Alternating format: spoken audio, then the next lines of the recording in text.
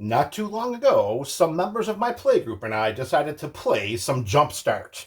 To create a Kessel level of spice in playing, the four of us decided that each of us would crack one pack from each of the three main Jumpstart sets, shuffle them up into 60-card decks, and play some multiplayer games of free-for-all with the resulting decks.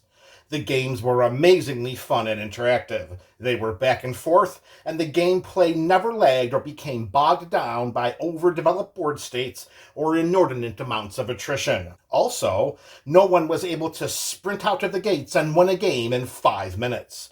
The games were like how Magic used to be, when accurate combat math and shrewd decision-making were more important than overrunning opponents or comboing off. As the number of these multiplayer Jumpstart games piled up, we wondered, can we crack 5 packs of Jumpstart and play Commander with them? Our immediate enthusiasm and excitement were quickly dulled by the logistics of this ponderance. For starters, the possibility of breaking EDH's singleton rule here is very possible. There could be multiple copies of the same card across 5 different Jumpstart packs. The land bases are another potential concern. Managing multiple colors in a 60-card Jumpstart deck is manageable, but trying to do so with a 100-card deck may not be. Also, what about the commanders? It is nearly impossible for each player to select a legendary creature whose color identity covers each color of those 5 different Jumpstart packs.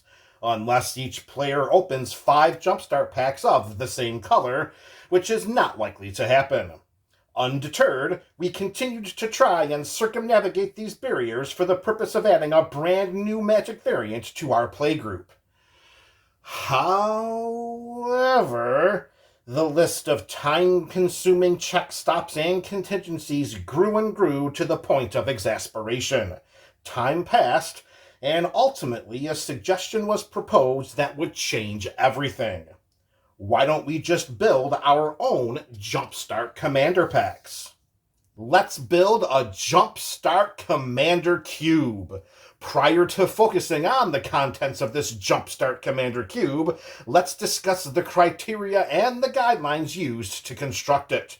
With the fun and interactive Jumpstart gameplay still fresh in our minds, we used the following 6 guidelines when deciding which cards to include. Number 1, no game changers.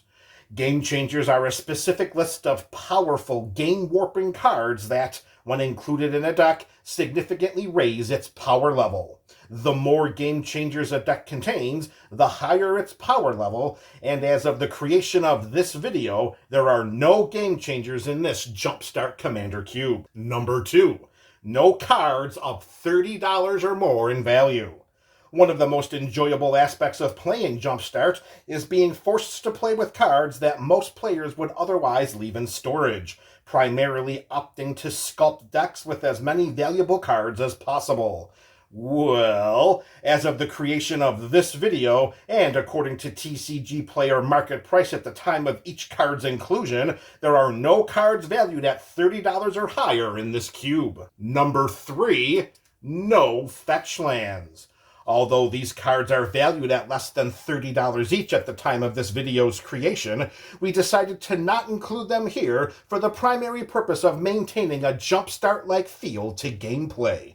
Additionally, these cards serve a greater purpose, going into MTG Burgeoning's actual EDH decks. Number 4, no cards with more than 3 of the same colored mana symbols in the card's mana value. For example, cards like Phyrexian Vindicator, Mass Manipulation, Phyrexian Obliterator, Flame Wave, and Rushwood Elemental have 4 or more same-colored mana symbols in their mana values. So these cards, and any other cards with similar mana values, are not eligible for inclusion in this cube. Number 5, no buying cards or cannibalizing. Building this Jumpstart Commander Cube was purposely a no-cost and high-sweat equity venture. at least as it pertains to the cards. The only cards eligible for inclusion were the cards that were already in MTG Burgeoning's storage coffers while we were constructing the cube. No cards were purchased, and no cards were taken out of any pre-existing decks or other play variants. If we were 1 or 2 cards short of a cycle of cards, then the entire cycle was scrapped from consideration as opposed to buying or cannibalizing the missing cards. Number 6. No duplicate cards. All of the soon-to-be showcased Commander packs and color support packs will follow EDH's singleton rule, as each of these packs will be completely unique, with the only exceptions being any cards that bend this rule by declaring that a deck may have any number of cards named ... This maintains the fundamental deck building requirements of the Commander format. This also allows the option of swapping out the Jumpstart Commander packs in favor of drafting from a singleton Commander cube. Now that we have our cube constructing parameters in place, let's continue by choosing our commanders. How did we decide which commanders to choose? The numbers game guided us to this decision. More on the numbers game later in this video. After some deliberation, we decided to focus on 3 color commanders for this cube. So, if we are looking for 3 color commanders, then we have 10 different options available to us. We have 5 shards, Esper, which is white, blue, and black, Grixis, which is blue, black, and red, Jund, which is black, red, and green, Naya, which is red, green, and white, and finally Bant, which is green, white, and blue. And we have our 5 wedges. Abzan, which is white, black, and green, Jeskai, which is blue, red, and white, Sultai, which is black, green, and blue, Mardu, which is red, white, and black, and finally Temur, which is green, blue, and red. To begin constructing this cube, we decided to choose 3 different commanders from each of the 10 3-color combinations. Our math whizzes out there in the MTG Burgeoning community will quickly note that this selection process produced a total of 30 different commanders. That's right, 30 different commanders. You may be thinking, MTG Burgeoning, if we have 30 different commanders, then does that mean we have to build 30 different commander decks? No, not at all. Settle down. We'll get to that. This is the process by which we chose these 30 commanders. Step number 1. Pull every 3-color rare and mythic rare legend from MTG Burgeoning's storage coffers with 2 exceptions. Exception number 1. Any copies of 3-color legends that also reside as commanders in any decks from the Burgeoning Commander catalog were eliminated. Why? If I sit down to play EDH through a commander cube, then I would prefer to not play with the commander of a deck I already own. Variety is the spice of life, and as previously mentioned, we are going all out to ensure a Kessel quality level of spice here. Due to exception number 1, there were 7 copies of 3-color legends found in storage that were eliminated from cube contention because they already reside as commanders in the Burgeoning Commander catalog. Those legends were Hinata, Dawn-Crowned, Kalia of the Vast, Miram, Sentinel Worm, Nashi, Moon's Legacy, Riku of 2 Reflections, Yarok the Desecrated, and Zaxara the Exemplary. Exception number 2. Any copies of 3-color legends that also reside as commanders in any decks that have not yet been added to the Burgeoning Commander catalog were also eliminated. For the same reason as exception number 1, of course. Due to exception number 2, there were 5 copies of 3-color legends found in storage that were eliminated from cube contention because they already exist as commanders in decks that have not yet been added to the Burgeoning Commander catalog. Those legends were... Oh, come on now. Seriously? Did you really think I would spoil 5 future deck techs here? Come on now. You should know better than that. But stay tuned. So step number 1 resulted in a total of 166 eligible 3-color legends for us to consider. Which brings us to step number 2. Separate all 3-color legends into their respective shard or wedge. This is the breakdown of these 166 three-color legends.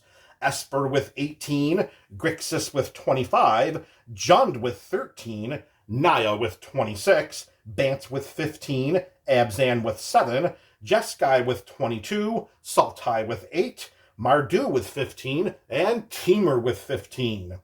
Naya and Grixis respectively led the way with 26 and 25 three-color legends, while Sultai and Abzan contributed just 8 and 7 potential commanders each. Step number 3, vote. The members of my playgroup and I secretly voted for 3 three-color legends from each of the 10 three-color combinations with the following guideline in mind.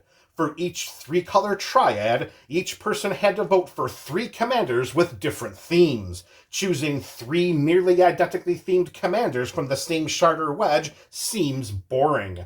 This voting guideline immensely helped to curtail that possibility. Step number 4, count the votes. The top 3 three-color legends that garnered the most votes from each three-color combination were chosen for the cube. Step number 5, compare the legends. Theme uniqueness among legends within a shard or wedge was established, but if those same themes are representative in every shard and wedge, then we run into the problem of redundancy and boredom. Who wants to have mirror matches when playing EDH through a commander cube if everyone is playing the exact same theme? Step number 6, ensure uniqueness. With step number 5 fresh in our minds, concessions had to be made and new rounds of voting had to take place in order to assure uniqueness among our three-color legends.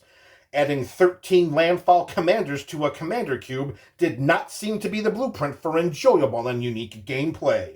So a maximum of 2 three-color legends sharing one similar theme outside of their respective shards and wedges was allowed. However, each of these shared themes were required to have a different sub-theme.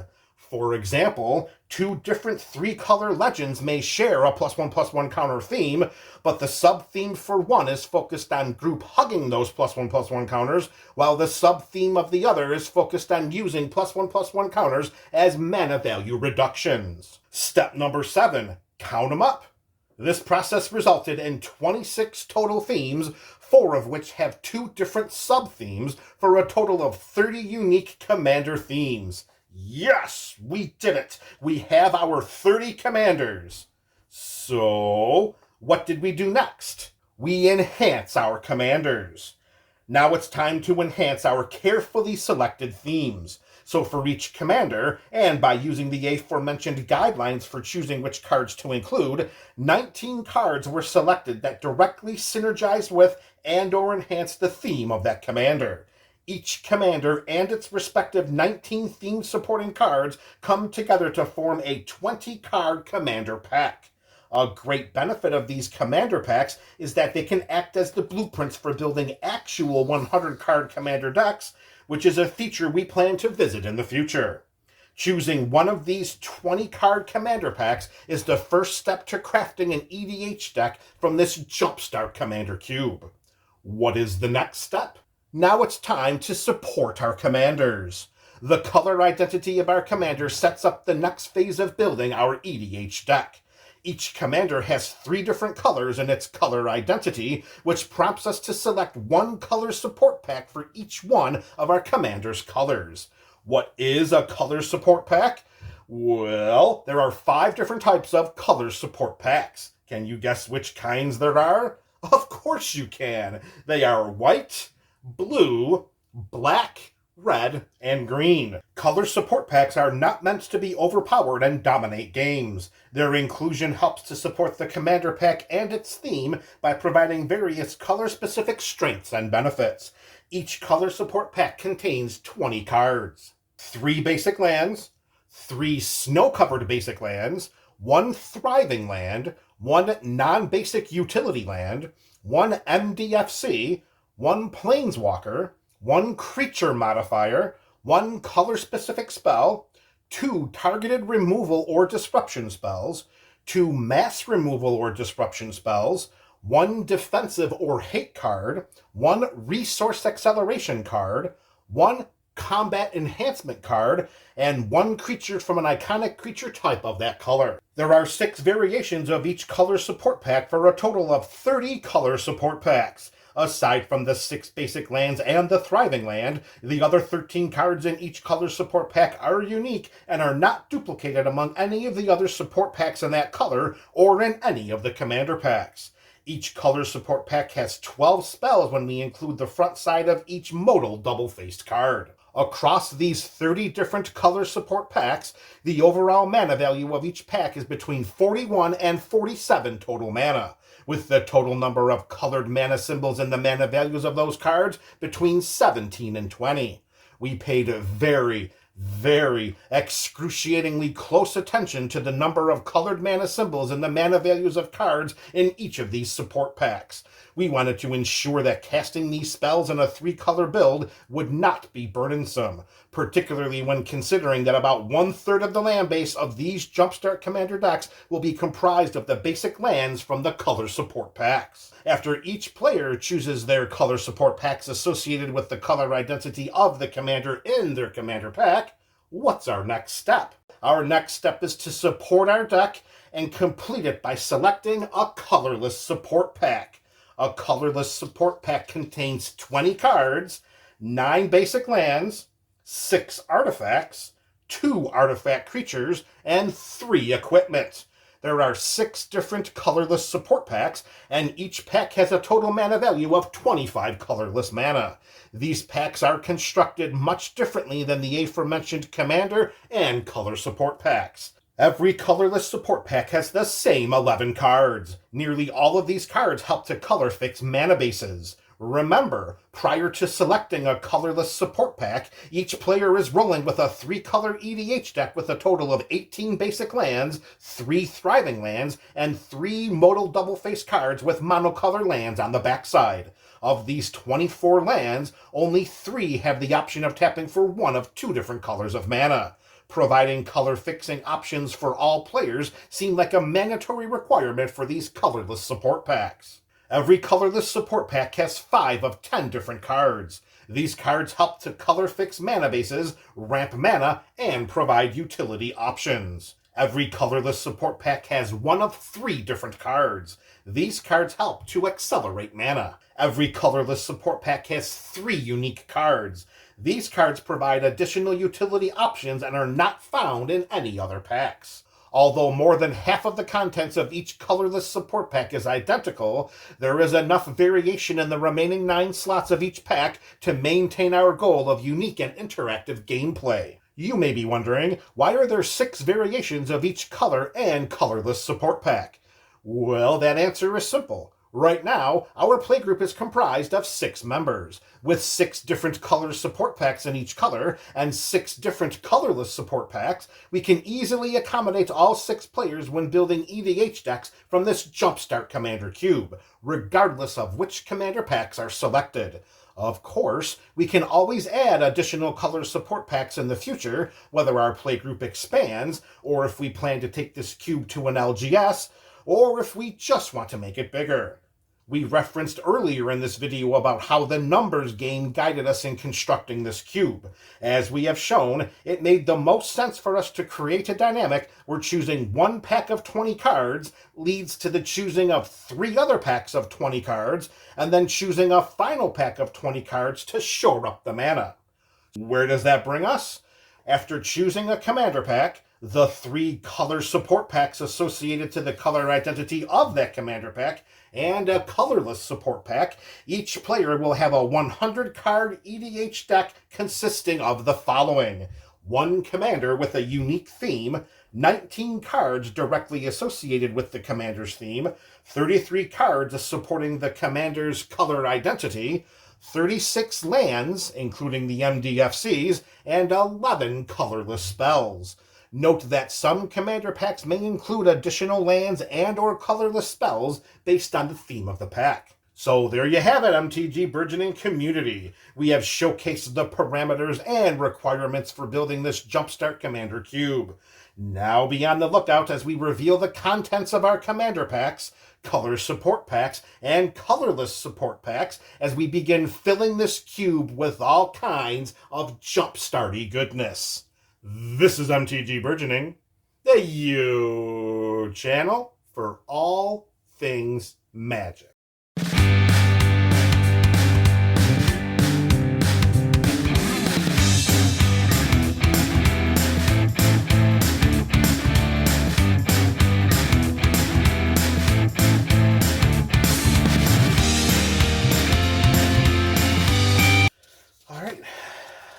All things considered, I think that went pretty darn well.